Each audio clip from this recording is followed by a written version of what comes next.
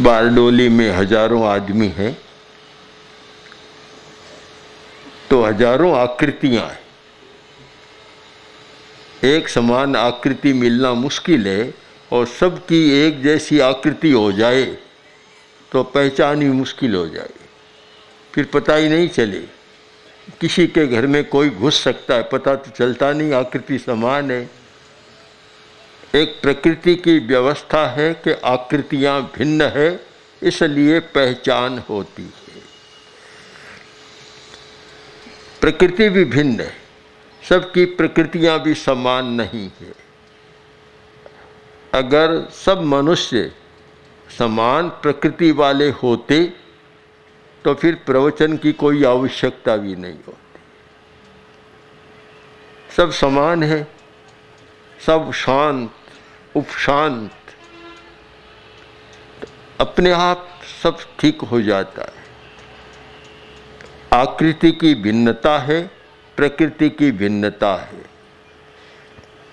इसलिए पहचान हो रही है। आदमी पहचानता है, आकृति के आधार पर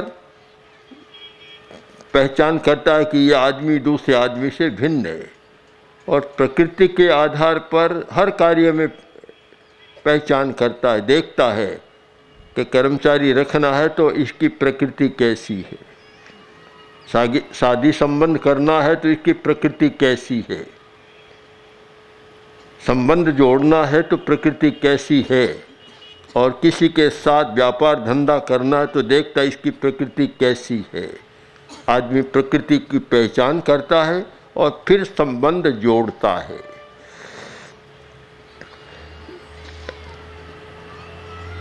दो बातें तो ठीक है, आकृति की भिन्नता, प्रकृति की भिन्नता और विवेक पूर्वक संबंध, दोनों की पहचान। कठिनाई तो यह है कि आदमी खुद की पहचान नहीं करता। कैसे करे, खुद को कैसे पहचाने, बहुत जटिल काम है अपने आप को पहचानना। और समस्या यह है कि खुद की पहचान नहीं हो रही है, इसीलिए बहुत सारी समस्याएं पैदा हो रही है।